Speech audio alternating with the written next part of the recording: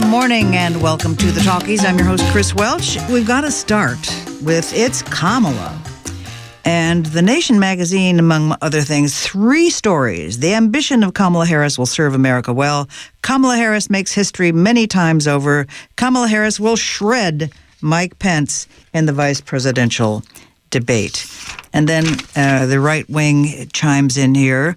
How does an Indian Jamaican woman from California get middle-class white people from Ohio, Michigan, Pennsylvania to vote for her? Phony Kamala Harris. Blah, blah, blah. Phony, this is going to be the thing. Phony Kamala Harris. The New York Times says that Mr. Biden's pick is a groundbreaking and conventional decision, and that Ms. Harris reflects a traditional archetype in an election year that has been anything but normal, thoroughly establishment-friendly figure, as is Mr. Biden. Both have viewed closely to their party's mainstream for years, shifting left with the times, but always with an eye on the broader electorate and higher office. This is just the beginning of the analysis of this choice of the first African-American woman to appear on a national party ticket. To comment, Naila Amaru, who's a public interest advocate, long time, lots of experience in politics. She was started as a grassroots organizer in Georgia. She became a policy advisor to the former Atlanta mayor, Kasim Reed. She was a legislative aide to John Lewis, U.S. congressperson. And she was the executive director of New York City's Council Black, Latino, and Asian Caucus. Hello to you, Naila. Hello. With your long history in the how politics actually work, what's your reaction to Ms. Harris's choice as vice presidential nominee?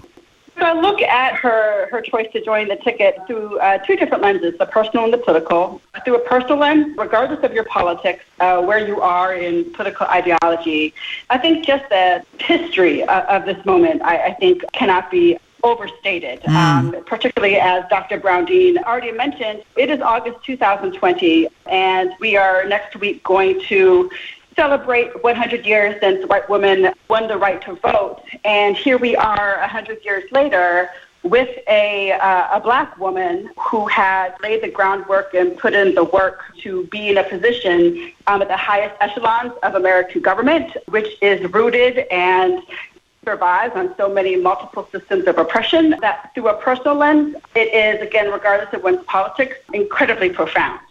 Through a political lens, I think, what Vice President Harris's nomination means. I look at it, through a few different nuanced perspectives. One, very clearly illustrates the recognition that the Democratic Party has finally seen, recognized, honored, and affirmed the power of black women within the party and electoral politics, which is, quite frankly, in my opinion, long overdue. While some may argue that it's symbolic, to the point that Dr. Brown-Dean also mentioned, is that there's been, backlash against her experiences within the criminal justice system.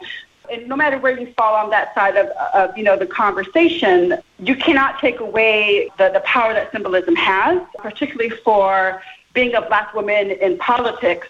One has never necessarily been part of institutional power structures in government systems and political systems that were essentially not designed for us. And the last part that I think is interesting through a political lens as a practitioner in the field is that, the conversation that it leads into what does this mean for the Democratic Party moving forward, as there are, the progressive faction is frustrated, if you will, that this is not a quote-unquote progressive ticket.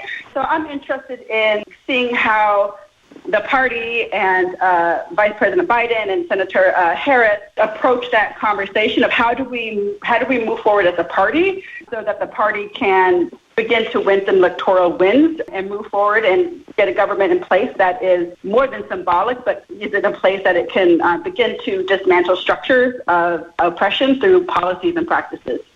They say this is a governing pick ready to lead at any moment because Mr.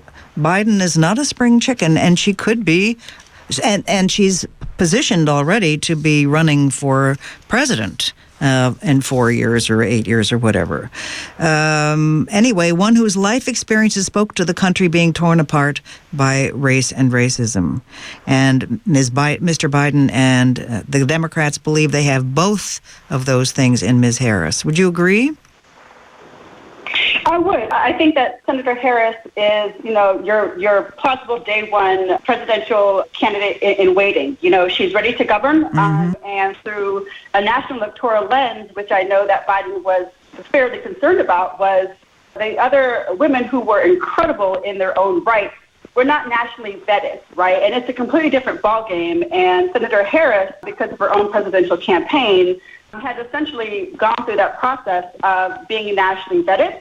And I also think that back in 2008, when McCain selected Sarah Palin to be his VP, the Democrats learned an important lesson that you can bleed out your support if you're an older nominee and if you select someone who's second in command to you, who is a relatively new political newcomer. And I think that Biden was smart in that he selected someone who has gone through the ranks of, local politics, state politics to national politics.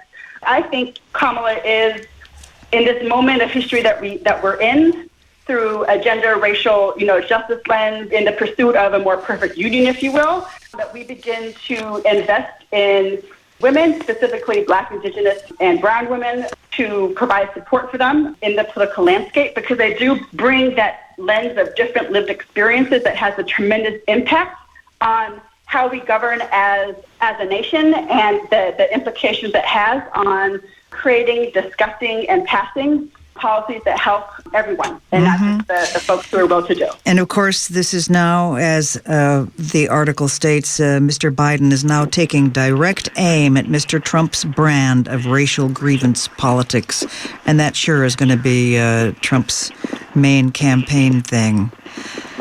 Well, good luck to all of us. Thank you so much for your time. I really appreciate it. Thank you.